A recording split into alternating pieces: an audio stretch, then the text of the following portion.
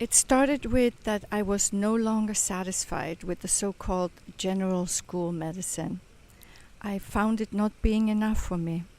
Somehow I knew there must be something else.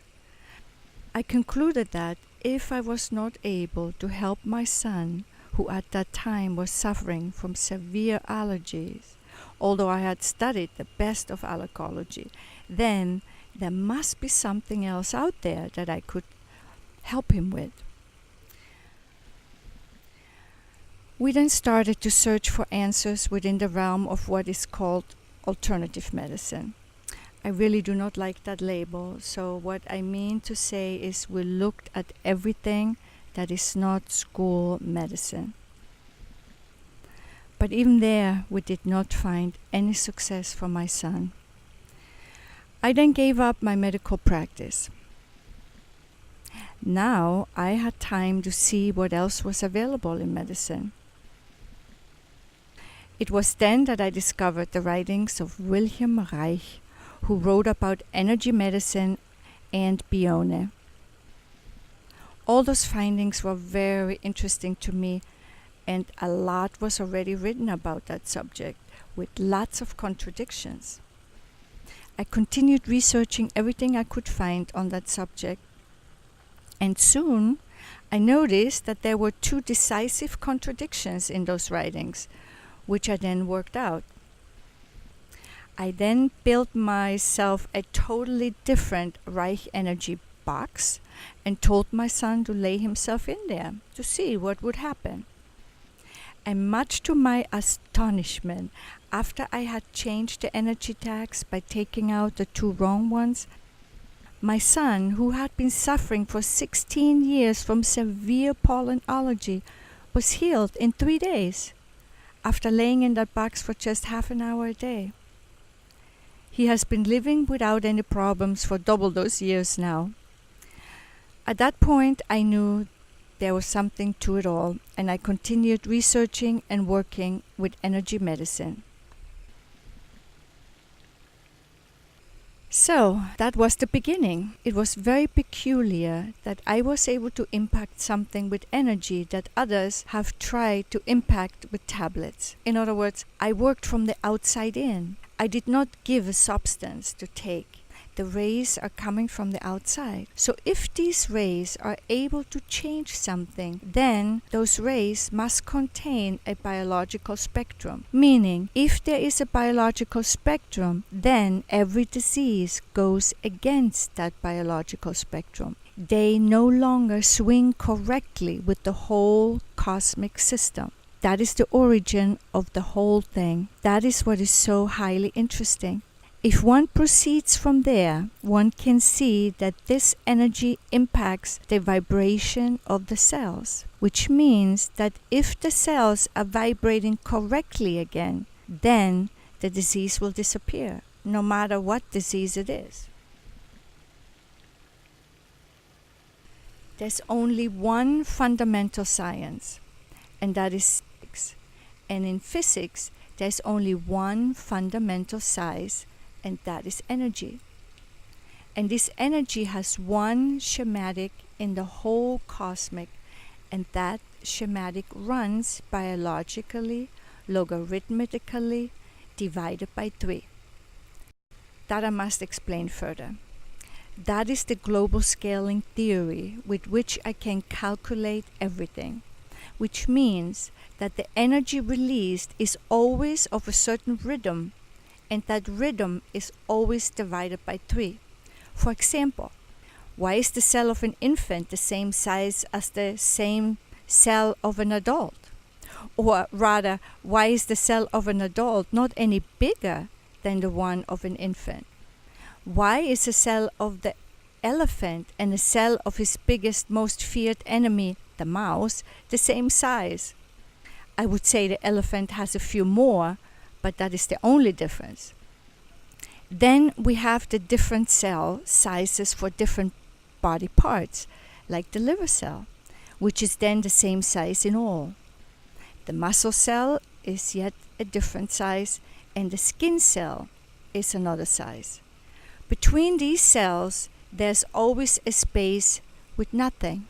And if a cell enters that space, let's say it got bigger, then that cell is ill. That cell no longer vibrates correctly, and we call that a disease. Of course, we have said that there is a biological spectrum behind it. If you take these logarithms in which the entire biological fractal happens, you can see that even if you take a piece of that fractal out, enlarge it, and put it over the others, it still will always cover equally. That means these waves are all similar in itself. That is the trick of nature. That is the trick of the entire cosmos, without which nothing would function. Only with that we have an order. Because of that order, we can see that everything was built from that. Let's simply take on that we have nothing but energy in the entire outer space, and energy has no mass. Now, this energy is focused on vibrating always equally and always getting smaller and always getting divided by 3. Now, there are more and more points created where these waves are meeting, and at this point, matter happens. Now, this matter must vibrate with the vacuum energy, otherwise it will disintegrate. That means now we have a system. Later, that matter determines the vibration of the vacuum energy, which means it runs synchronous. As an example, if a cell is not running synchronously, then that cell is ill. That is the same for every animal. That's the same for every plant and anything else that lives. We are equally connected to every stone. Some time ago, nature came up with the idea to bring together 4 atoms to make them stronger. Hydrogen, oxygen, carbon, and nitrogen. Those 4 atoms got together and said, hey, we do go together well. And so they developed themselves higher and higher until they originated a cell. This cell was not yet defined what it was going to be. Was it going to be a plant or an animal or a human or a stone? It did not matter. It was just that shape that was developed then. Now it is very clear to us that a plant cell, an animal cell, and a stone cell vibrate the same. Even the stone has to obey that energy arrangement. And with that, we are connected to everything.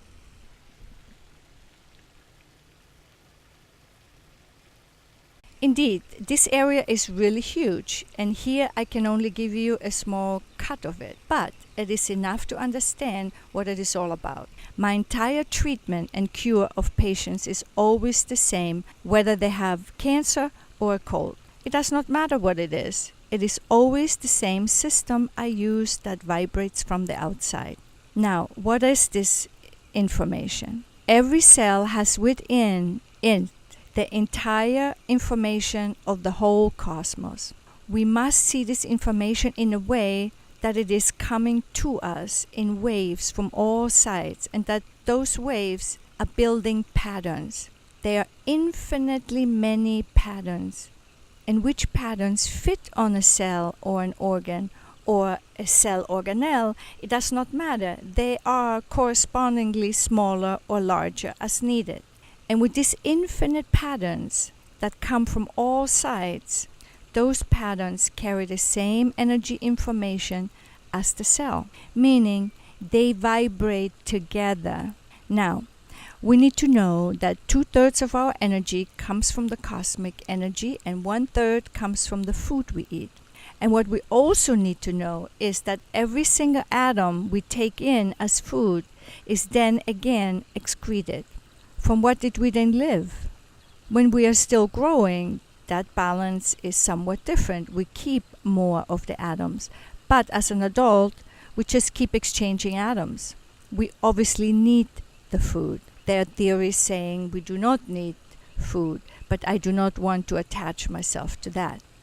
I only want to point out that we excrete every single atom we take in. First, we have to come to grips with that. This means we are getting 2/3 of our energy from the cosmos and 1/3 from the foods we eat. Since we are excreting every atom or every molecule that we take in, then we are just living from energy. It is said that this energy gets converted. But to this day, we do not know what kind of energy that is. There are only theories about it, and we leave those alone. It is in no case electric-magnetic energy. Now, we need to know about scalar waves. Those waves are standing. They move this way. Let's say the cosmos starts here and ends there. The biggest wave moves across that diameter only once in 15 billion years. The smaller ones that are always divided by 3 move accordingly faster and faster as they're getting smaller and smaller.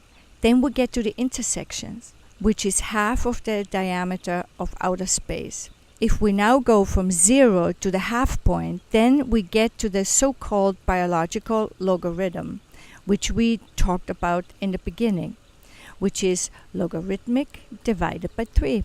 That is 81. Thus, the entire outer space has a diameter of 162 logarithms, always divided by 3. 81 is 9 by 9, and that has a 3 by 3 in it. It always has to be divided by 3. And woe if that is not so, because then we are sick. That is always the same. We say we have a sickness, or the stone says I'm disintegrating. Something always happens, but it can't be restructured and renewed. We can now force renewal with our products. We have a product that brings those waves from the outside stronger than the cosmos. So we are able to force the cell to vibrate the right way again. As long as the cell is still able to, she will get well. When she is too far changed, then it is no longer possible for that cell.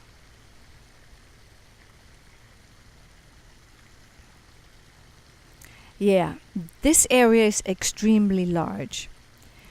We are selling products, but we are not able to say much about it. Just like in the USA, you are not able to say much either because some are against this kind of information.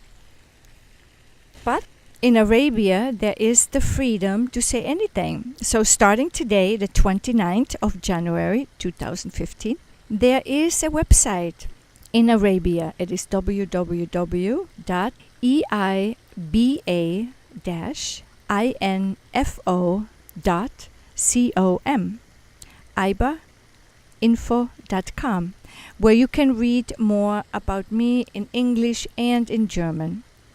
Should you have troubles or it takes too long with that website, then please go to bion-tec. That is bion-tec.com.